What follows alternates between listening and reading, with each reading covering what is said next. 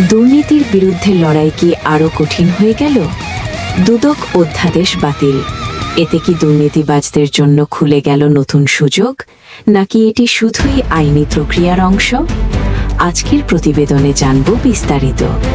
দুর্নীতি দমন কমিশন বা দুদক সংক্রান্ত অধ্যাদেশ বাতিল করেছে সরকার। এই সিদ্ধান্তে একদিকে দুর্নীতিবাজদের সুযোগ তৈরি হয়েছে, অন্যদিকে ক্ষমতাবানদের জবাবদিহির ক্ষেত্র সংকুচিত হয়েছে। জুলাই গণ অভ্যুত্থানের পর জনগুরুত্বপূর্ণ এই অধ্যাদেশ বাতিল হওয়ায় সাধারণ মানুষের মধ্যে হতাশা তৈরি হয়েছে। বিশেষজ্ঞরা মনে করেন অধ্যাদেশটি দ্রুত আইনে রূপ দেওয়া প্রয়োজন। দুদক সংস্কার কমিশনের সদস্য আহমেদ আতাউল হাকিম বলেন, বিশেষজ্ঞদের মতামতের ভিত্তিতে গুরুত্বপূর্ণ সুপারিশ দেওয়া হয়েছিল। তিনি এই সিদ্ধান্তকে দুর্ভাগ্যজনক উল্লেখ করে আলোচনার মাধ্যমে সমাধানের আহ্বান জানান। তবে এসব অভিযোগ অস্বীকার করেছেন আইনমন্ত্রী। তিনি জানান, অন্তর্বর্তী সরকারের অধ্যাদেশগুলো সংসদে উপস্থাপন করা হয়নি অধিকতর যাচাই বাছাইয়ের জন্য।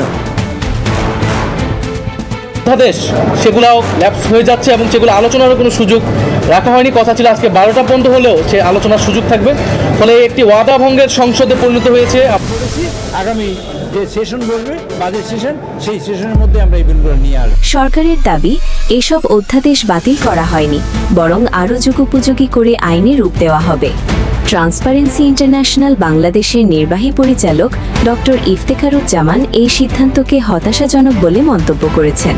তিনি বলেন, জবাবদিহির সঙ্গে সংশ্লিষ্ট অধ্যাদেশ বাতিল করা সরকারের অঙ্গীকারের পরিপন্থী। এদিকে দুদকের সাবেক মহাপরিচালক মহিদুল ইসলাম জানান, অধ্যাদেশ বাতিল হলেও এর অধীনে গৃহীত সিদ্ধান্ত বহাল থাকবে।